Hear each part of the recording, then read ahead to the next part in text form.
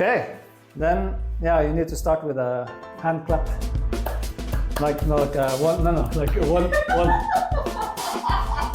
or one. Ah, okay. Yes, thank you. Okay.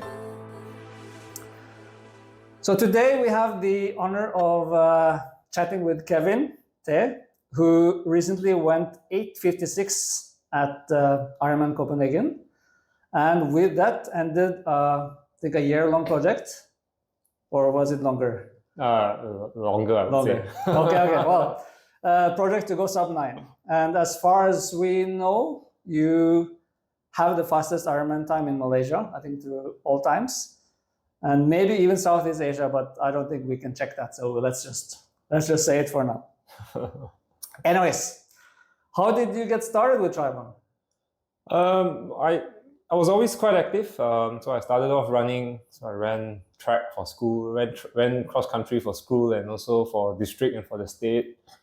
Ran 5,000 meters, and I think from there I developed sort of like the love for sport. Yeah. But I never really thought I was a great runner. I thought I was at best an average or okay sort of runner. Then picked up a bit of cycling after seeing Lance Armstrong win 7 Tour de France's, which was a bit of a letdown eventually when I found out he was cheating, but that's a different story. But yeah, I was inspired to cycle then, and then I joined a bunch of folks, picked up cycling. Then later on, I thought, yeah, why be bad at one sport or two sports when you can be bad at 3 sports? And then I picked up swimming and decided to combine all 3 together. So that's how I kind of got into triathlon. And when was this, roughly? So running was quite a while, since 2001, 2002. So all the way through my high school years. Cycling only about 2005, I think. Yep. And then swimming 2006, 2007. So somewhere about there, actually. Yeah. For your running, what can you say some of your highlight PBs? So I have 1550, 5,000 meters, but I'm nowhere close to that shape nowadays. I'm probably like 15 kilos heavier than I used to be then during my running track days. Yeah, but that was the highlight. Yeah. So it was a really fast 5K, but it was a very long time ago. Yeah. All right. So yeah, that's interesting. So that's a little bit of your sporting background. You did Ironman Italy in 22. Yep. 9:28:05. Yep. Any other full distance races before that, or was that? That was the first one, actually. Yeah. So I was hoping to do something in 2020, but I think COVID kind of canned all my plans from 2020 to 2022 onwards. Yeah. And how then did you get this idea of this sub-9? So I was, I think when I first started triathlon, I think one of the guys who I used to train always just told me, yeah, if you can do an Ironman under 9 hours, you could be a professional. I think that kind of sort of like put the idea in my head, but take note that this was 20 years ago, and I suppose standards were lower, a bit lower those days. It's not as fast as it is now. And then I was also inspired by another guy called Gordo Byrne. So he was a banker who became a professional triathlete, and I mean, he was fat and overweight, but somehow with changes to his lifestyle and being really disciplined, he managed to eventually go 8:29 in the Ironman. So I was quite impressed and quite inspired by the process. And I thought, yeah, if you train hard enough and long enough, I was quite keen to see whether I could make it or not, actually. Yeah. So yeah, that was the kind of driving force behind the whole sub-9 sort of journey.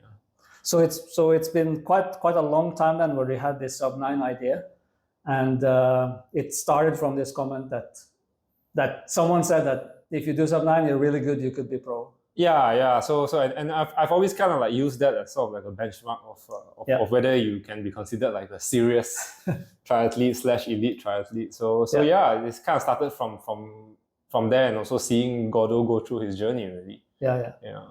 But then last few years it got a bit like serious in the sense that you announced that you have this sub-9 before 39 idea. So when did that take shape? Yeah, so I know it was just a fun conversation with a friend one day, right? I mean, so I think just to give your viewers a bit of a history. So I got into triathlon starting 2005, 2006, did a couple of halves. I have during those days I went 4:15 as an exchange student at a half in Kansas in the US. That was back in 2009. So I always wondered how I would stack up over the full distance.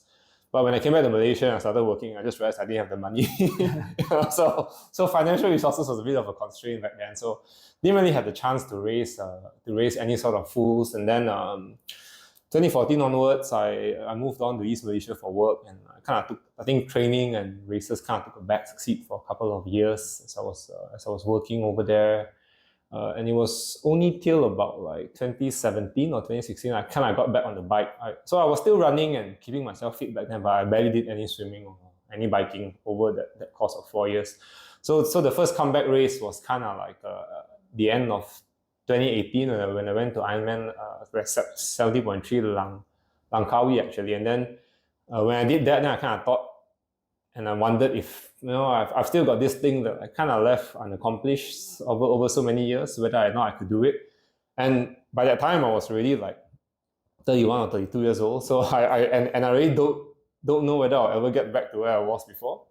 So I told myself, okay, let's see, maybe give yourself a bit longer time until you're 40, I guess. Yeah. So I thought, okay, well, 39 sounds like a nice number. So let's just put there sub-9 by 39 and there you go. Okay. So this you said was 2018.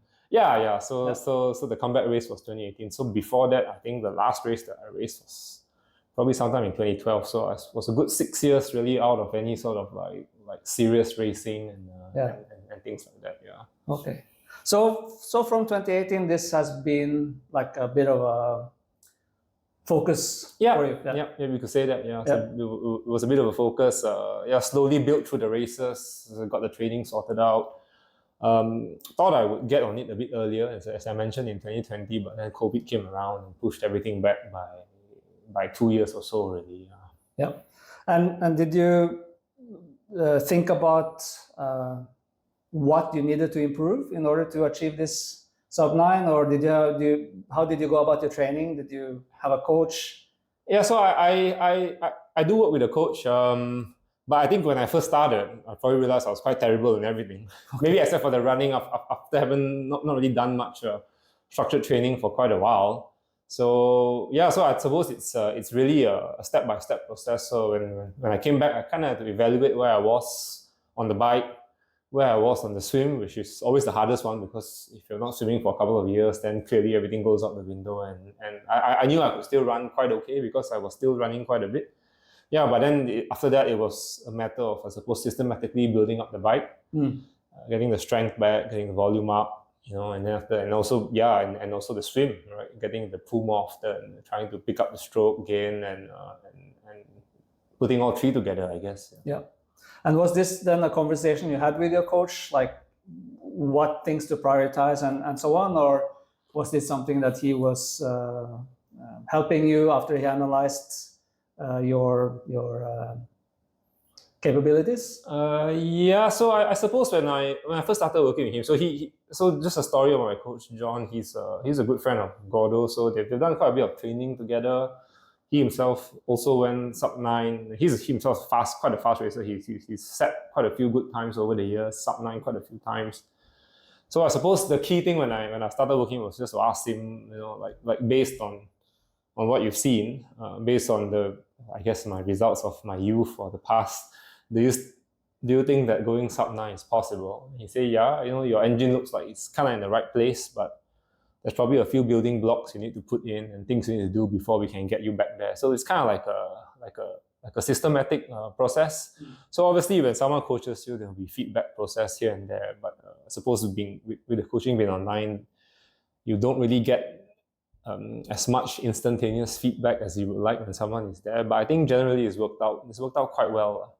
So like he's able to track my training, he's able to give feedback, and I think with time, with the sort of structured program he's put in, I've managed to sort of build back the bike and also the swim to where I needed to be in order to fulfill the goal. So I would say overall, it's step by step process over a couple of years kind of got me there. Yeah, that's interesting because I only heard about this project after Italy. Race. So for many, I think it sounded like this was like a 1 year, maybe 2 year project, which sounds very ambitious, but it's interesting to hear that it actually lasted longer. Yeah. I mean, the idea was there for a long time. I've been training for a while. I mean, I've always enjoyed the running, the cycling, the swimming, right? But obviously the chances to race are limited and doesn't come around very often, especially when I was younger. But yeah, I mean, I suppose the key thing here is that if you've got some dreams that might take a long time for you to achieve them, I suppose, you probably shouldn't give up on them because the time will pass anyway. So you might as well figure out ways to slowly chip away at it and to get there, right? Yes. Yeah. So does that mean that Italy was your first attempt? Yeah, Italy was the first attempt. In fact, I was flying through that race. I went through the swim in like 59 minutes. I went through the bike in like 4:40. I went through the first half marathon in 1:30. But then after that, everything started to go downhill. And the last 12K kind of killed me, actually. So that was my first, I suppose, real experience of what an Ironman really meant. So basically, to me, an Ironman is 7 hours of basically movement and the last 1.5 hour of racing, really. Because the racing doesn't start till the last 60 to 70 minutes, I would say. Right? Yeah. That's when things get really hard and you really need to dig deep. Yeah, that's interesting because everyone I talk to, and I mean, this is my experience as well, that it really starts to get really painful and uncomfortable regardless how fast they go. Like, I had slow races, and I was like, for me, fast races, but the pain is like pretty much the same. Yeah, so the first 7 hours are when you kind of relax, and then the last hour and a half is when you go to work, as I would say, actually.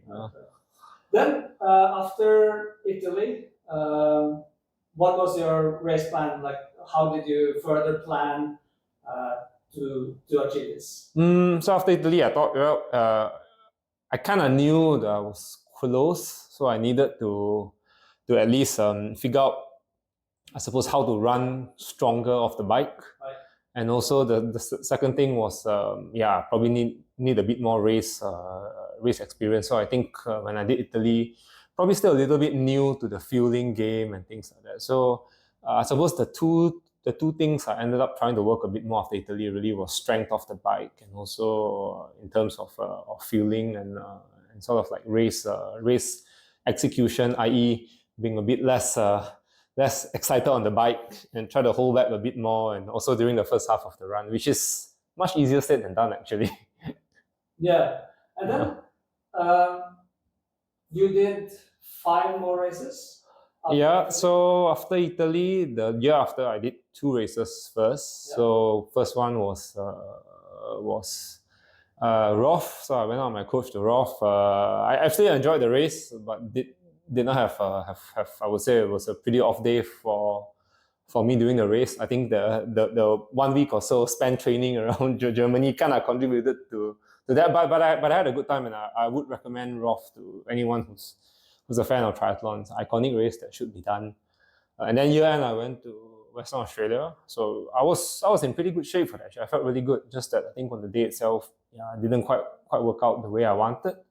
But I still ended up with a 9:28. So as you can see, there's a kind of like a recurring theme here. You're always stuck around the 9:20s, right? So as you can see, there's a little bit of plateau there before you eventually make the next jump. And then you went to Taiwan? Yeah, so before Taiwan, so that was a story of this year. A bit of a funny one. So I went to New Zealand first. Okay. I thought I'll use it as a training race for Taiwan because I wanted to do well in Taiwan, but then I went to New Zealand and I was blown away by the race. It was fantastic. Atmosphere was great. Put in a really, really good performance. It was 3 seconds off from going to Kona. Finished 4th in the age group, like I was like 10th or 11th overall. So I had a really strong race. So I had a really good race. But I think I've burnt a bit of my matches there. So then I planned to go to Taiwan in April, which was 7 weeks after the race. And when I went to Taiwan, I felt pretty flat. Yeah, so I think the lesson here is that, I mean, if you're trying to extract the most out of yourself racing an Ironman, don't do 2 7 weeks apart. Make sure you give yourself some time to recover and to re-strategize and everything. But in hindsight, I think the key lesson is this, I suppose, for me, is that, I suppose whenever I say you try to use races for training, I realize that it doesn't quite work for me. I mean, because every time when there's a race on, you always want to test yourself. You always want to try to push the limit. So, so if, don't don't use races as training. Yeah. At least for me, right? Yeah. Maybe coming back to this year, because I understood that this year was a bit special in the sense that you were pretty much a full-time dedicated to this project. Yeah. So I've got a bit of a dispensation, and I was on sabbatical for a little while. So I used the time up. So I planned out the year quite well. So yeah, target was to do 3 races. Didn't quite execute the second one as the way I wanted it to. So when I came back in April, I took a bit of a step back. Just had to think about what needed to be done next. In fact, really, it was really just it was now looking back, I think the solution was quite simple. It was just a bit of a rest and reset, and the training was working. So it was really just making sure that physically and mentally you're fresh. Do the training well, and as I always say, it's always better to be a little bit undercooked than to be overcooked. And I think that was kind of the principle going forward from May onwards. Yeah. Yeah. And do you feel that, because you mentioned this physically and mentally, any challenges you have faced, because it must have been quite intensive, both the training of course, but I don't know how much pressure you put on yourself for this, but of course it was a very clear focus for this year. You take sabbatical, so there's a little bit of pressure that you want to achieve this. Yeah. So I think the pressure is always there, right? Because so I suppose the first thing that comes to mind is that you always look back at your past results, and you know that you are quite close. You're not too far off, right? So you think that, okay, so generally, if most people think, okay, so if you're only about 15-20 minutes off, then generally there's a couple of things you need to work on, and there should be quite a realistic chance of making the next jump, right?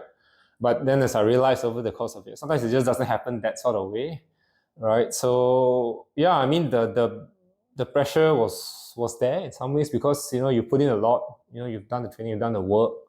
But I suppose then the next question is, when will the results come, right? So I mean, yeah, as much as we all enjoy doing the work, I think it's always much better if at the end of the day the work means something and you're able to get something out of it. So I think that was the hard part. And I suppose sometimes just to stay confident and to have the belief in that the work is working, and you just need to continue doing it, right? But yeah, I suppose eventually I got through that just by focusing on one session at a time, and thinking about like in August, after the last race will come, and then you'll be back off to work again in some way. So yeah, so happy that everything sort of worked out well. But during that period when you're working hard, training towards something, and you're probably doing more or less everything you can to try to get there, and you're still not quite there and still off by a little bit, it's a bit of an unsettling feeling. That you just have to learn how to live with, I guess. Yeah. Because we had also, I don't know how I'm not sure if you announced it to anyone, but at least it started to spread in the community in Malaysia that you had this project. So a lot of people were following you on the tracker during races. And I'm sure people must have talked to you like when you were out training. So did you feel that as an added pressure? Like, did you regret telling people that you were trying? Nah, I mean, it was always just a fun project, right? I thought it's something nice to do. Well, actually, I took inspiration from the folks those days also. Like people like Atiam, Razani pushing 10 those days, like 20 years ago. So I thought it'd be a nice project. I mean, fun to do, and sometimes also, I suppose, I always tell people, it'd be nice to see if you can go. And I mean, to be fair, so I was also all the time hovering around the 9:20 sort of mark. So, and probably knew that with some tweaks and a bit of luck, probably could get there. So I would say a realistic assessment. So, but I just didn't know when it would happen. But no, I don't think I really felt any sort of like added pressure. I think, failure is also part of the experience. So as much as you should enjoy your successes, but you should also try to learn and also take what you can from the times when you fail, right? So it's given. I suppose it's both sides of the same coin, really. You can't have one without the other. So with that, would you have been okay if you failed? I wouldn't have said I would have been okay. I would have still continued trying, right? I mean, you don't stop trying, I guess. Just that, I suppose, I mean, like it would have been hard. No one likes to fail, right? It would have been hard, but I think judging by how I handled the last few failures, you probably just continue on and try again. Really, actually, yeah. So how did you plan this year? Did you already point out which races you would target if you didn't make 9 in any of them, or was it more like I try one, and then if it doesn't work, then you look forward what is the next one I can try, or? No, I've already kind of planned out how I want the year to sort of pan out. So you do, I suppose the initially I thought what I would do was, as I said, do the one in New Zealand as a bit of a training race, and then you move on to the next one and use that as the A race, right, which was Taiwan, but it didn't quite happen that way. So then after I planned, I suppose what you call a last Copec it was in Copenhagen, right? So I thought, okay, well, if you don't get it in the first two, then at least you've got a backup one, and the backup one has there's 4 or 5 months in between for you to sort of to work on things and to try to get everything in place for that now. Yeah. Right. So that's how I kind of plan it. I mean, I suppose the lesson here is also you probably can't race that many Ironman races a year. So actually, so it needs to be planned out quite well. Yeah. Definitely, I think everyone has a limit there. Yeah. I absolutely agree. Yeah. So if you hadn't succeeded in Copenhagen, there wasn't like a plan C yet, but of course you would have started working. Yeah. So I go back to work in about like late August or so after being away for a couple of months. So and I mean there wouldn't have been a plan C this year because I think I would have been done for the year. But then I'll probably look at maybe going back to Western Australia next year, or maybe even going to Hamburg next year. Yeah. So I suppose now that it's done already, then that pressure is kind of off, and I can look forward to trying to enjoy the races a little bit more, right? in the future, as much as anyone can enjoy an Ironman, right? Yeah. But I still do. I mean, I still do enjoy the training, the sort of disciplined lifestyle, right? Yeah. And how old are you now? How close are you to 39? 2 years off. So it was the best birthday present for me. A month before I turned 37. So I suppose everything came to fruition a little bit earlier, 2 years earlier. Yeah. Okay, well then you have plenty of time. So but I suppose I mean like if you put that hashtag 9 by 37 doesn't sound quite as nice as 9 as 39, right? So so hence the 39 thing came about because there's a particular rhyme to it, so right. But at least you had still had a buffer to plan your plan C or plan D. Yeah. So there's still time in the future, but obviously things is better to get it done quicker than and earlier than later, obviously. Yeah. Any challenges you faced during the prep and training? I know you decided to go to a training camp in Phuket, for example. Yeah. So any challenges? Always got challenges. Always the heat. The heat is one, but also it's just, I suppose, I mean, with the volume you do, with the amount of training you do, it's always hard, right? Because you're training quite a bit, and I think you only really get to test yourself, and I suppose you don't get to test yourself very often, right? So I think that part is always hard because you put in a lot of training, but then at the end of the day, you only get to test yourself on that one particular day, or and it only comes around once or twice a year.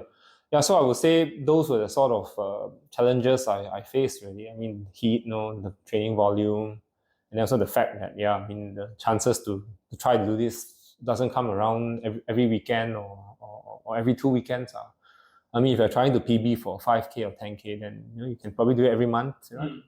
But then if you're trying to do something like this, then it's really a lot more preparation, a much longer preparation, and if you don't get it on the day itself, then it's going to be another 6 months at least before you get your next shot, right? Yeah. Did you find any tricks to deal with these challenges, like you mentioned around the heat and conditions? So for me, I think here our weather is quite tough. So I do make use of indoor training quite a bit. So when there's time, I think especially on the bike, right? It's the best place to do the harder workouts. You will still go out and run and to bike, but I mean you try to use indoor and try to do training indoor whenever you can. Sometimes, I think if your gym's got a good treadmill, it's quite useful to have along with some weights and things like that. I find like combination sets of treadmill running with squats to be quite helpful if you don't have access to a bike, or if you need to build like specific strength of the bike. But yeah, I think trying to make more use of indoor training sometimes to compensate for the weather kind of helps, even though it's more boring. So I think that's one of the key things, I suppose, for folks who are looking to do big volume in this sort of weather, can probably try to sort of like adapt and try to use this sort of methods, because trying to spend 25 hours under the heat sometimes it's not really the best. Yeah.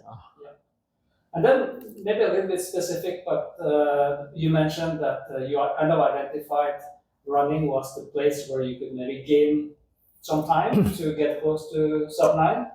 Any specific things you changed in your running training that you think contributed to your success in the end? I wouldn't say it was anything specific. I think, okay, now maybe looking back at the time when I did Italy, probably still the legs just weren't quite there yet. But I think over 2 years, with the frequency, the volume, and just being consistent with the running, kind of got me to where I need to go. I think the only thing that I did extra on top right before Copenhagen was so because I know here sometimes we don't quite get to do our long breaks because of the heat and things like that. So instead of doing that too much, what I did was mainly combination sets of treadmill running and leg presses. So I think that kind of helped, because I was doing close to like sets of like maybe 4 times 20 minutes at sort of like your goal marathon pace on the treadmill. Then you go in and you do like maybe 3 or 4 rounds of leg presses at like 100 to 110% of your body weight.